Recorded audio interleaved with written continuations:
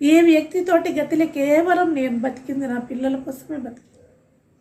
పైగా నాకు ఇప్పటికీ ధైర్యం, నేను తప్పు చేయలేదు, నేను ఎందుకు చావాలి? మనిషి ఎదుగుతున్న కొద్దీ ద్వేషం పెంచుకున్నాడు. మీకు తెలియదమ్మా, బయటికి కనిపించే వ్యక్తి కాదు, లోపల ఒక పిశాచం ఉంది. శివశంకర అంటూ దేవాలయాల చుట్టూ తిరిగేవాడు.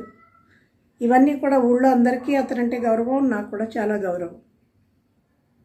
ఉద్యోగరీత్యా ఎక్కడికో వెళ్ళాడు, అక్కడ ఏమైందో తెలియదు. ఈ భక్తి అంతా గంగా ప్రవాహంలో కొట్టుకుపోయింది. కమ్యూనిజం పట్టుకుంది, కమ్యూనిస్టు భావాలు, సంప్రదాయానికి విరుద్ధమైనటువంటి భావాలు. అంటే కమ్యూనిస్టులు సంప్రదాయవిత్తులని కాదు, నాకు అంత పెద్ద తెలివి కూడా లేదు. కమ్యూనిస్టులు అంటే నాకు తెలిసినంత వరకు భగవంతుడు లేడు అని కాస్త వ్యతిరేకత చూపించేవాళ్ళు, నాస్తికులు అన్న వాళ్ళే.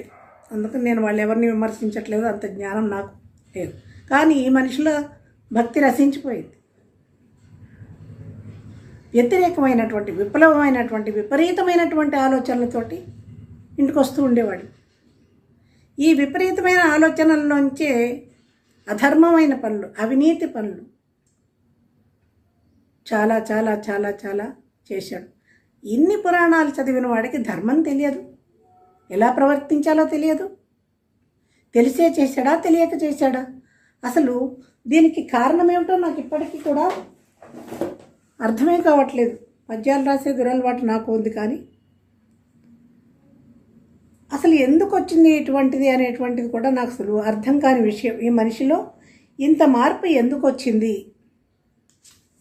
అని ఆయన మీద రాసుకున్న పద్యాలు ఎప్పుడో సందర్భాన్ని బట్టి తర్వాత నేను చెప్తాను అనుకోండి. కానీ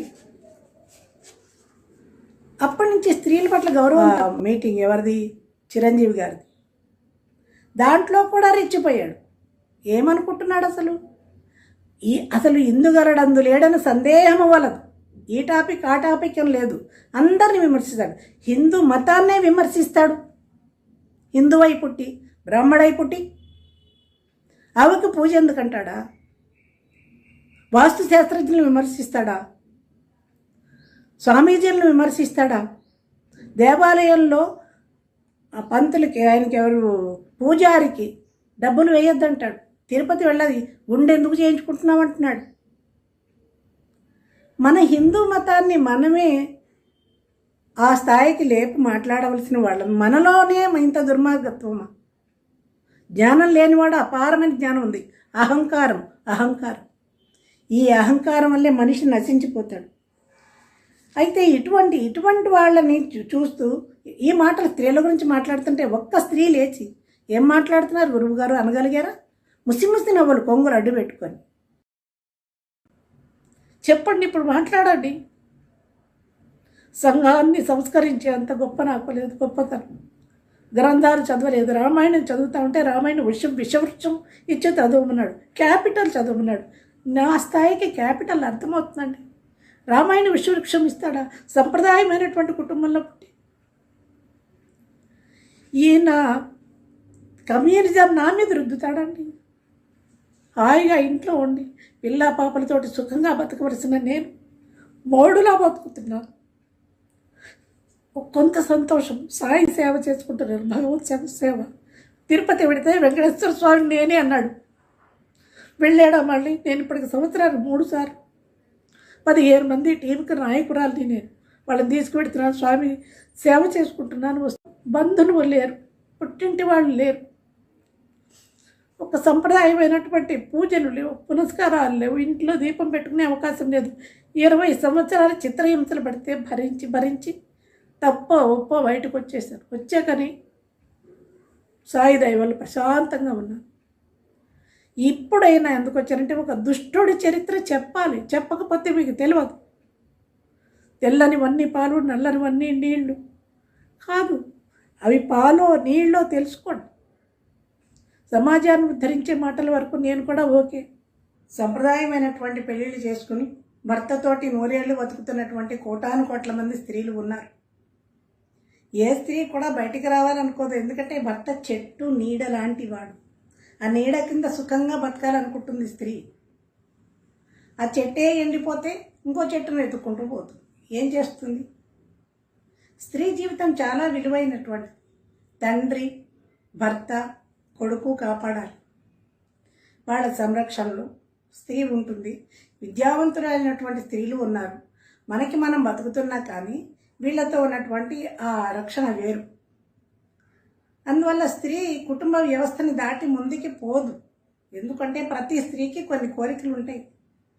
ఏవో నచ్చిన భర్త ఉండాలి, ఇష్టం పెళ్ళిని పెళ్లి చేసుకుని అమ్మ నీకు నచ్చిందా అని అడుగుతున్నారు. ఇప్పుడు వీళ్ళు అడగక్కర్లా, వాళ్ళే నచ్చిన వాళ్ళని చేసుకుంటున్నారు, వేరే సంగతి.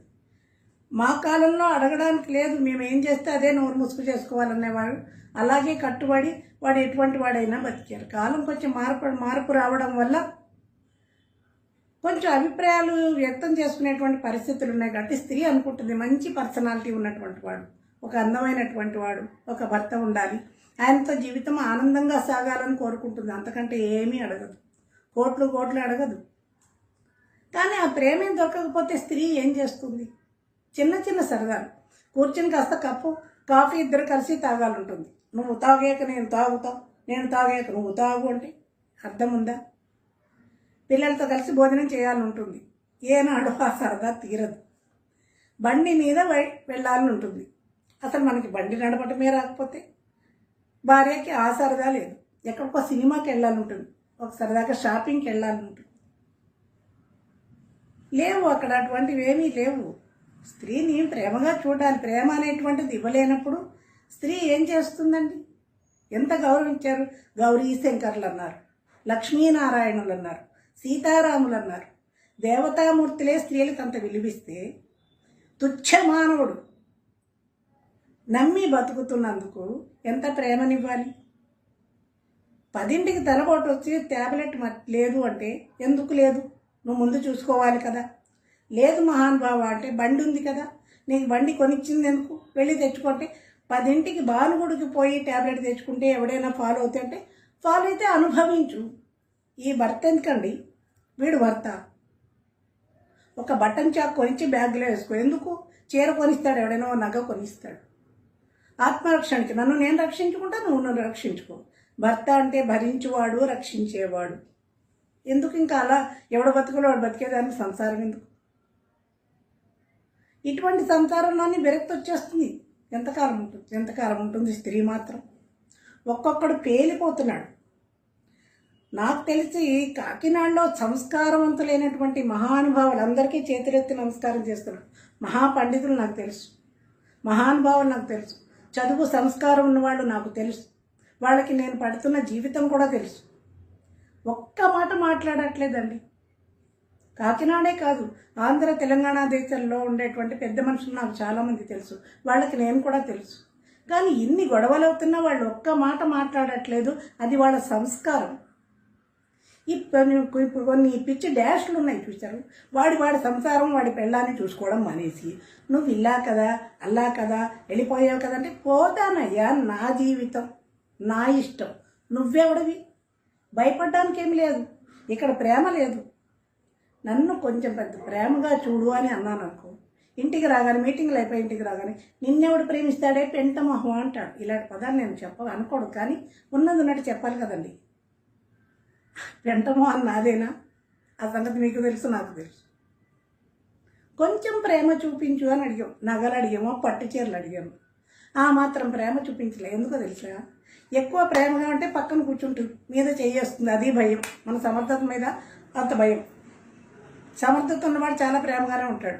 రోజు తిట్టడానికి, భార్యను విధవాన్ని తిట్టేటువంటి మగాళ్ళని చూసారా ప్రపంచంలో? ఎక్కడే ఉన్నాడు అటువంటి మొహమా? అలా తిట్టించుకోవాల్సిన కర్మ నాకుందంటే, ఆలోచిస్తే మనస్తత్వం, సైకాలజీ ఏంటంటే కొంచెం ప్రేమగా మాట్లాడితే ఎక్కడ పక్కన కూర్చుంటుందో అని భయం. అందువల్ల నిరంతరం తిట్లే. అయ్యో, ఒక ఫ్రిడ్జ్ కొంటే ఆ పిల్లలకి వాళ్ళు కేక్ చేయాలంటే నాకు చేయడం వచ్చు కదా అంటే, నేను రాసిన 100 పాటలు నువ్వు వరుసగా చెప్తే ఫ్రిడ్జ్ కొంటాడు. పాటలకి ఫ్రిడ్జ్కి సంబంధం ఉందండి. డబ్బులు లేవా? మేము ఇక్కడ బళ్ళారి దగ్గర సాండూరులో కొన్నాళ్ళు ఉద్యోగం పని మీద ఉన్నాం. అక్కడ ఒక ఆవిడ పక్కింటి ఆవిడ ఉండేది.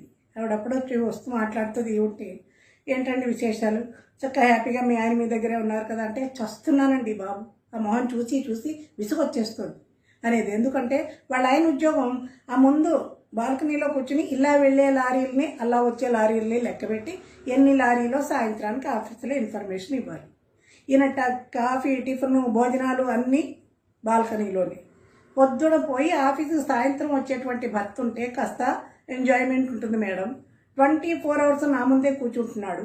వాడిని చూస్తేనే నాకు భర్త అనేటువంటి గౌరవం పోయింది, నాకు ప్రేమే రావట్లేదు, విసుగు వచ్చేస్తుంది ఆ మొహం చూస్తే అనేది. ఆ పరిస్థితిని భర్తలు తెచ్చుకోకూడదు. పాపం ఆయన ఉద్యోగం ఆయన ఏం చేస్తాడు, అయినా కానీ ప్రేమగానే ఉండేవాడు, పాపం మంచివాడే. కానీ ఈ ప్రేమ అనేటువంటి తెలవనటువంటి వాడు అసలు ముందు భార్యని జాగ్రత్తగా చూసుకుంటే ఇల్లు దాటిపోదు, సంసారాన్ని వదిలిపోదు. ప్రపంచంలో ఎంతమంది లేరండి ప్రేమ భార్యలు గౌరవం ఇవ్వడం లేదు. మహానుభావులు, గొప్ప గొప్ప వాళ్ళు కూడా భార్య గౌరవిస్తున్నారు. భార్య మాట వింటాడు అంటే వినొచ్చండి, తప్పలేదు. భర్త మాట భార్య వింటున్నప్పుడు భార్య మాట భర్త వింటే ఏంది, ఇద్దరు కలిసే కదా సంసారం. ఇదేదో లోగుట్టి ఇంట్లో ఉండవలసిన సంసారం ఇవాళ మీడియా మీదకి వచ్చేసింది అంటే ఎంత దురదృష్టం, ఎంత కర్మ అది. కొంచెం ప్రేమ చూపించుంటే ఇంత బయటకు వచ్చే పరిస్థితి ఉండేది కాదు కదా. నువ్వు పోయావా అని వీడికంటే ముందు చస్తున్నారు బయట వాళ్ళు. పోయాను, నాకు ఇక్కడ ప్రేమ దొరకలేదు. పాలవాడు గేటు తీసినప్పుడు ఎట్లానో చూస్తున్నాడు అంటే అది వాడి తప్పు కాదు, నీ తప్పు. వాడు అలా చూసేలా నువ్వెందుకున్నావు? వీడు భర్త నుంచి ఒక రక్షణ కావాలండి, ఒక ప్రేమ కావాలి, ఒక ఆత్మీయత కావాలి, ఒక అనుబంధం కావాలి. ఇవన్నీ ఉంటే అటువంటి భర్తని ఏ స్త్రీ వదిలిపెడదు. ఇక్కడ అన్నీ అసమర్థతే. ఏ సరదా తీరే అవకాశమే లేదు, కాసేపు మాట్లాడే అవకాశమే లేదు. ఎంతసేపు నేను, నా బతుకు, నా జీవితం, నా ఫ్యూచర్. మరి ఇక్కడ రేపు పిల్లలు పెద్దవాళ్ళు అవుతారు, పెళ్లి చేసుకుని ఎక్కలు వస్తే వాళ్ళే ఎదిరిపోతారు. ఈ దరిద్రపు ముఖానికి చచ్చిపోయేదాకా సేవలు చేసుకుంటూ అంత సాక్రిఫైస్ చేయాల్సిన అవసరం నాకేంటి? ప్రేమ లేదు, ఆత్మీయత లేదు, సమర్థత లేదు, ఒక ఆనందం లేదు, ఒక అనుబంధం లేదు. ఇటువంటి భర్తలు ఉండే కంటే స్వతంత్రంగా బతకటమే మేలు అనిపించింది. వచ్చేసాను. ఇప్పుడు ఆ కొట్టుకు చచ్చేవాళ్ళు ఎవరో చావండి. వచ్చాను, నాకు నచ్చిన వాడితో వచ్చాను. నేను ఎలా బతుకుతున్నానో రేపో ఎల్లుండో ఇంకో వీడియోలో చూపిస్తాను. నేను ఎవరితో బతుకుతున్నానో చూపిస్తాను. తెల్లవారులు నిద్రపోకుండా ఆలోచించు. సన్నాసులు పెడుతున్నారు, ఒక్కొక్క డైలాగులు కొడుతున్నాడు. ఎవడి సంసారం చూసుకుని వాడి పిల్లల్ని వాడు చూసుకోవచ్చు కదా. స్త్రీలు చాలామంది సంస్కారవంతులు, ఎవరో ఒకళ్ళిద్దరు పిచ్చి డాషులు ఉన్నారు, కానీ చాలామంది ఎవ్వరు టచ్ చేయట్లేదు. నా కష్టం ఏంటో అర్థం చేసుకున్నారు, చాలా గౌరవంగా చూస్తున్నారు. వాళ్ళకి శతాధిక వందనాలు. ఈ కాలం అమ్మాయిలకి నేనిచ్చే మహిళా దినోత్సవం సందర్భంగా ఒక సందేశం ఏమిటంటే, అమ్మ, పెళ్ళిళ్ళు సంప్రదాయంగా చేసుకోండి. తల్లి తండ్రి చూసినటువంటి పెళ్ళిళ్ళు చేసుకోండి. అప్పుడు వాడు ఏమన్నా అన్నా వాళ్ళ సపోర్ట్ ఒకటి దొరుకుతుంది. మాయలో పడి ఇలా ఈ పిచ్చి దానిలాగా బయటకు వచ్చేస్తే వాడు రోడ్డు మీదకే గెంటేస్తాడు. వాల్యూస్ ఉండవు అక్కడ. 10 మంది మధ్యన జరిగినటువంటి పెళ్ళే లేదు అక్కడ. ఓ దండేస్తే పెళ్ళి అవుతుందా? అది మాయలో చేసినటువంటిది, ఒక దౌర్జన్యటువంటి, ఒక మోసం, దగ, కుట్ర. నమ్మిన దానికి చేసింది ఏంటి? ఏ అనుబంధం లేదు, ఏమీ లేదు. ఇంత దానికి ఎందుకు? పచ్చడి సంసారం నుంచి విడదీసి లాక్కు రావడం ఎందుకు? ఇంత అసమర్థత ఇక్కడ తగలబడ్డప్పుడు, చేతకాంతనం ఉన్నప్పుడు, చేతకాని సమర్థుడైన భర్త దగ్గర ఏ స్త్రీ అయినా ఉంటుంది. లేనప్పుడు వెళ్ళిపోతుంది. ఇది తప్పో ఒప్పో నా స్వేచ్ఛ నాకుంది, నేను మాట్లాడుతున్నది అది. ఏమీ లేదు అక్కడ. ఎంతకాలం ఉండాలి? 20 సంవత్సరాలు చూస్తుంది, ఏమీ లేదు. చీచా, ఇది నా జీవితం కాదు. 10-12 ఏళ్ళు పెంచిన పిల్లల్ని అంతవరకు తల్లిగా ప్రేమగా నా బాధ్యత అయిపోయింది. ఇచ్చేసాను, వచ్చేసాను. నా ఇష్టం వచ్చిన చోటుకు వచ్చాను, నా ఇష్టం వచ్చినట్టు బతుకుతాను. మీరెవరు నన్ను అడగడానికి? ఎవరైనా మీరు పోషిస్తున్నారా? కష్టం సుఖం అడిగారా? నిన్న మొన్నటితోటి ఆ ఉన్న కొంచెం బంధం కూడా విడిపోయింది. హాయిగా, సుఖంగా, స్వేచ్ఛగా నాకు నచ్చిన దేవాలయానికి వెళ్ళొచ్చు, నాకు నచ్చిన భజన చేసుకోవచ్చు, నాకు నచ్చిన పాట పాడుకోవచ్చు, నాకు నచ్చినట్టు నేను బతకచ్చు. సంస్కారవంతమైనటువంటి వాళ్ళు మాట్లాడకుండా మౌనంగా ఉన్నారు. కొంతమంది పాపం చాలా శ్రేయోభిలాషలో మాట్లాడారు. కానీ కొన్ని పిచ్చి డాష్లు ఉన్నాయి కదా, ఇష్టం వచ్చినట్టు. భయంతో నేను ఎక్కడికి, నాకు భయమే తెలియదు. అవును, నా ఇష్టం వచ్చినట్టు ఉన్నా, నీకు దమ్ముంటే నా ఇంటికి రా, నాతో మాట్లాడు. స్త్రీ అంటే పిచ్చి పిచ్చి వేషాలు వేయద్దు. సామాన్యమైంది కాదు స్త్రీ. తెలుస్తున్నా, భద్రకాళి. ప్రేమ చూపిస్తే చాలా గౌరవంగా ఒదిగి ఒదిగి ఒదిగి ఉంటుంది, సర్వీస్ చేస్తుంది. కాదు, ఎంతకాలం ఉంటుంది? వెళ్ళిపోతుంది బయటికి. ఈ వెళ్ళిపోయిన దానికి నెత్తి కొట్టుకుని తర్వాత కొట్టుకుని నెత్తి అయ్యో అయ్యో అని కొట్టుకుని ప్రయోజనం ఏం లేదు. కానీ ఎప్పుడు బాధలు మొదటి వాళ్ళకే, రెండో వాళ్ళకి చాలా ప్రేమలు ఉంటాయి, ఎందుకంటే అది కూడా పోతుందని భయం. కానీ ఒక్కడే మగవాళ్ళకి చెప్పేది ఏంటంటే, భార్యను ప్రేమిస్తూ మాట్లాడండి, ప్రేమగా ఉండండి. నేను చెప్పక్కర్లేదు, చేచి ప్రవచనాలు చెప్పేవాళ్ళు చెప్తున్నారు వాళ్ళు ఆల్రెడీ. భార్యను ప్రేమించు, భర్తను ప్రేమించు. నేను అలాంటివి చెప్పాను. కుటుంబం స్త్రీ కలిసిమెలిసి ఉండాలని అనుకుంటుంది, సంప్రదాయంగా ఉండాలని అనుకుంటుంది. దాన్ని దాటేసి తెంపేసుకుని స్వేచ్ఛగా బయటకు వచ్చింది అంటే ఎంత విరక్తి కలిగితే, అక్కడ ఎన్ని బాధలుంటే బయటకు వస్తుంది. అమ్మ నేను సంప్రదాయంగా పెళ్ళిళ్ళు చేసుకోమని సందేశం ఇస్తూ మళ్ళీ నేను కొంచెం పక్కన పోకుండా వచ్చేసాను. మీరు జాగ్రత్తగా, ఎందుకంటే సంప్రదాయం లేని చోట ఇష్టమైన పెళ్ళిళ్ళు చేసుకుంటే రోడ్డు మీద బతుకులు అయిపోతాయి. భగవంతుడు నా వెనకాల ఉన్నాడు కాబట్టి నేను చదువుకుని వెళ్ళిపోతే బతుకుతున్నాను. స్త్రీకి రక్షణ లేకపోతే కొంచెం కష్టమైన విషయం. ఏ ఒక్కళ్ళు విడాకులు తీసుకుని బయటికి రాకండి, వాళ్ళతోటే ఉండాలి. అలా ఉండాలి అంటే తల్లిదండ్రులు చేసినటువంటి పెళ్ళిళ్ళు చేసుకోవాలి. చేసుకుంటే వాళ్ళు రక్షణ ఉంటారు, వాళ్ళతోటి సంతోషంగా జీవితం 100 ఏళ్ళు హ్యాపీగా బతకాలనుకుంటుంది స్త్రీ. ఏ ఒక్కటి ఏదో మంచో చెడో కర్మ కాలి బుద్ధి సరిగా లేక మాయలో పడి బయటకు వచ్చిన దానికి ఇవాళ చాలా కష్టాలు పడ్డా ఇంకా ఏడవలసిన పని జీవితంలో రావట్లేదు. చదువుంది నా దగ్గర, నా వెనకాల భగవంతుడు ఉన్నాడు, ఆయన అన్ని దారులు చూపిస్తున్నాడు. అందువల్ల నిశ్చింతగా భగవత్ సేవలో నేను బతుకుతాను. స్త్రీ ఈ రకమైన ఆలోచన చేసినటువంటి స్త్రీని ఎవ్వరూ ఆపలేరు. స్త్రీలో ప్రేమాస్పదమైనటువంటి ఆ స్త్రీని ప్రేమగా చూసుకుంటే ఉంటుంది. ఆమెను హింస చేసినాడు ఏ స్త్రీ భరిస్తూ మాత్రం ఉండదు. ఇది సీతా సావిత్రుల కాలం కాదు. కాబట్టి స్త్రీని గౌరవంగా చూడడమే మంచిది. అంతేకాని ఏముందని అక్కడ ఏముంది, ఏమీ లేదు, నథింగ్. అయినా కానీ ఓపిక పట్టావు. ఈ అసమర్థతని లోపడు. నువ్వు వెళ్ళిపోయి చస్తు. వెళ్ళిపోయాను, నాకు నచ్చిన చోటుకు పోయాను, నాకు నచ్చినట్టు బతుకుతాను. Who are you? నువ్వెవడే నన్ను అడగడానికి? నన్ను క్వశ్చన్ చేస్తారు. 20 సంవత్సరాల్లో ఏం కష్టపడ్డావని అడిగారా? నువ్వు వాడితో పోయావు, వీడితో పోయావు, నీ పిల్లలు ఎవరితో పోకుండా చూసుకోండి. స్త్రీలను గౌరవించడం నేర్చుకోండి, మర్యాదగా మాట్లాడండి. వేదికల మీద కాదు, సంసారంలో. ఎంతమంది భార్యను చూశాను. పెద్ద ప్రొఫెసర్లు నాకు చూశాను. ఎంత ప్రేమగా చూస్తున్నారండి భార్యల్ని. అడిగింది కొంచెం ప్రేమేనా? నిన్నెవడు ప్రేమిస్తాడే డాష్ అంటే, ఎందుకంటే అక్కడ ఎవరు ఉంటుందండి, ఉండవలసిన అవసరమే ఉంది. లేదు, వచ్చేసాను. బాధలేవో పడ్డకాలం పడ్డాను. బాబా దయ వల్ల, భగవంతుడి దయ వల్ల కొద్ది రోజుల క్రితమే అన్ని బంధాలు విడిపోయాయి. ఇప్పుడు నేనుగా నా వల్ల ఎవరికి ఉపకారం ఉందో, నేను ఎవరికి సేవ చేయగలను వాళ్ళకి చేసుకుంటాను. చాలా సుఖంగా బతుకుతున్నాను. కాబట్టి స్త్రీని గౌరవించండి. మహిళా దినోత్సవం సందర్భంగా చెప్పేది, అమ్మ తల్లులు చాలామంది మంచి వాళ్ళు ఉన్నారు, ధైర్యవంతులు ఉన్నారు.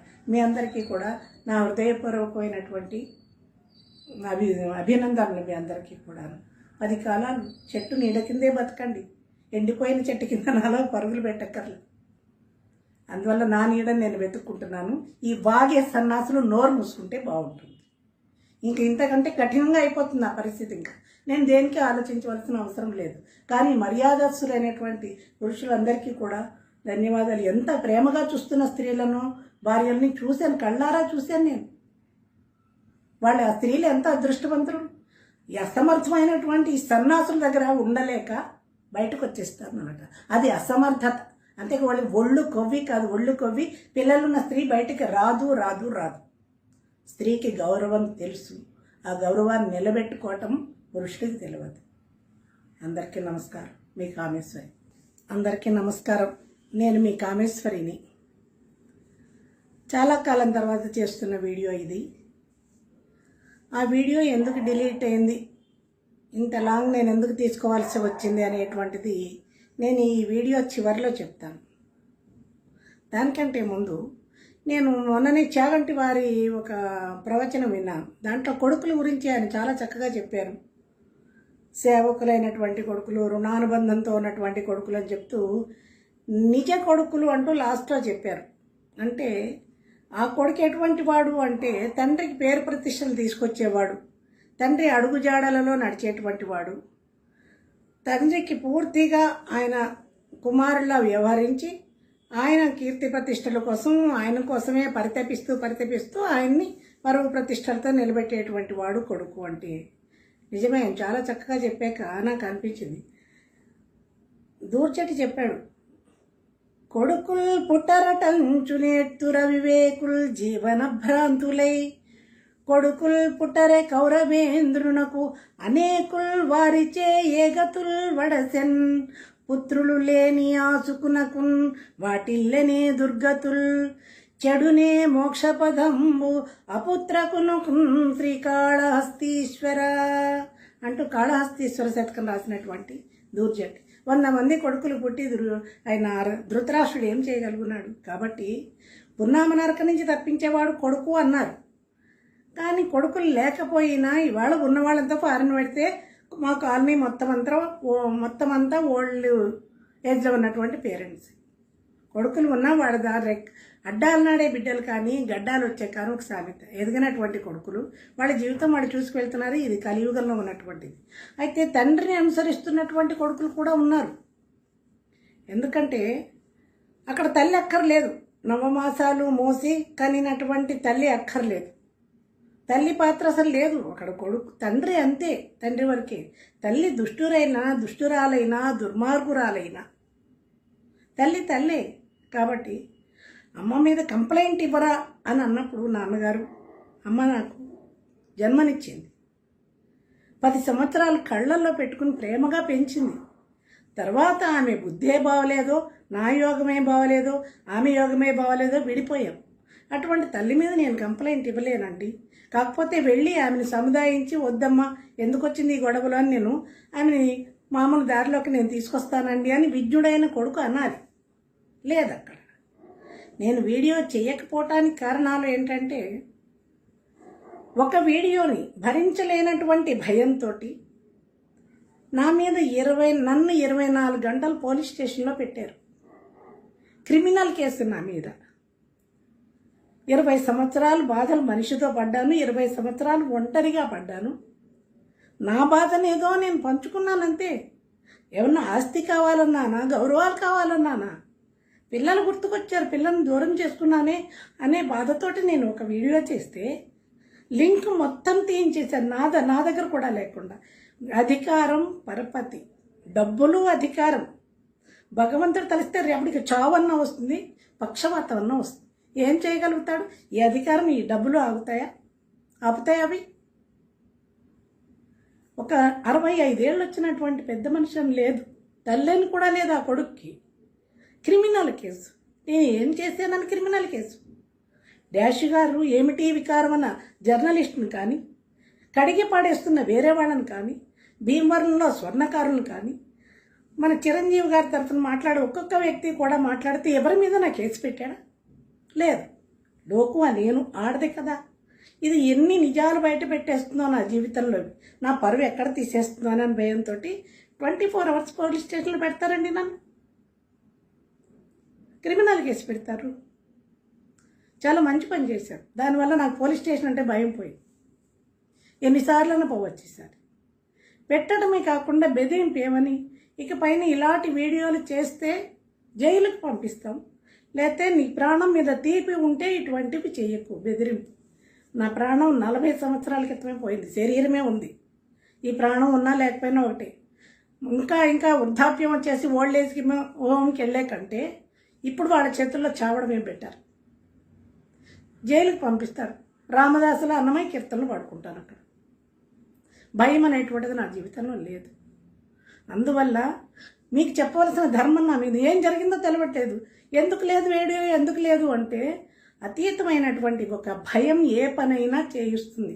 బహుశా ఇది నాది లాస్ట్ వీడియో కూడా కావచ్చు. మళ్ళీ రేపు పొద్దునే మా ఇంటికి పోలీసులు రావచ్చు, నన్ను మళ్ళీ తీసుకెళ్ళచ్చు, చిత్తగొట్టేయచ్చు, లేకపోతే మొత్తం తీసేయచ్చు, జైలుకి పంపచ్చు. అన్నింటికీ రెడీ. నాకెవరూ లేరు. ఏకో నారాయణ. నేను జైలుకి వెళ్ళినా చచ్చిపోయినా ఏడ్చేవాళ్ళు లేరు. దేనికి నేను బెంగపడాల్సిన అవసరం లేదు. నాకు జీవితం మీద మమకారమే లేదు. నాకు ఎక్కడున్నా నేను భగవన్నామస్మరణ చేసుకుంటూ సుఖంగా బతకగలను. నేను నమ్ముకున్నటువంటి దైవం భగవంతుడు నా వెనకాలే ఉన్నాడు, నన్ను రక్షిస్తాడు అని నాకు తెలుసు. రక్షిస్తాడు, పోతే మోక్షం ఇస్తాడు. నా దగ్గర అధికారం లేదు, డబ్బులు లేవు, నేను ఒక సాధారణ స్త్రీని. నా మాటకి అంత భయం ఎందుకు అంటే ఎన్ని లోపాలు లేకపోతే భయం. ఇటువంటి వీడియోలు చేస్తే మళ్ళీ నీ సంగతి చూస్తానని బెదిరింప చూడమనండి. ఇప్పుడు తెలిసింది నాకు, సడన్గా అటాక్ చేశారు కాబట్టి తెలవడానికి లేదు. ఇప్పుడు నేను ఎక్కడికి వెళ్ళినా కొన్ని వేల మంది స్టూడెంట్స్ ఉన్నారు హైదరాబాద్ నిండా. నాకు వాళ్ళకి వెంటనే ఇన్ఫర్మేషన్ వెళ్తుంది, వాళ్ళకి ఏం చేయాలో వాళ్ళకి తెలుసు. కాబట్టి నా శక్తి, నా స్టూడెంట్స్, నా చుట్టూ ఉన్నటువంటి వాళ్ళు, ఇన్నిటికి మించి భగవంతుడే నాకు శక్తి. ఆయనే నాకు ధైర్యాన్ని ఇస్తాడు, ఆయనే నన్ను ముందుకు తీసుకెళ్తాడు.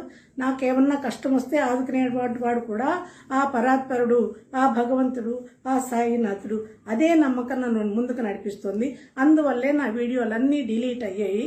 ఇకపైన నేను చేసుకుంటే నా సంగీతం నాకుంది, నా స్టూడెంట్స్ నాకున్నారు, వాళ్ళకి సంబంధించే చేసుకుంటా. తుచ్చమైనటువంటి వీళ్ళ గురించి చేయవలసిన అవసరం నాకే ఉంది. ఎవడి కర్మకి వాడే పాత్రుడు, వాడి కర్మను వాళ్ళే అనుభవిస్తారు. వీళ్ళు ఎత్తి చూపాల్సిన అవసరం కూడా నాకు లేదు. ఇప్పుడు ఆ ప్రస్తావన ఎందుకు తెచ్చానంటే మీకు చెప్పాల్సిన అవసరం ఉంది కాబట్టి ఆ ప్రస్తావన తెచ్చాను. లేకపోతే ఆ నీచమైన పేరు నేను చర్చన ఎత్తను, ఆ సంఘటనలు కూడా నాకు అవసరం లేదు. నాకన్నింటికీ కూడా భగవంతుడే ఉన్నాడు. మీకు నిజమైన అభిమానం నా మీద ఉంటే సబ్స్క్రైబ్ చేయండి. నేను ఏమన్నా వీడియోలు పెడితే వస్తాయి, బెల్ కొట్టండి. ధన్యవాదాలు. కామేశ్వరి.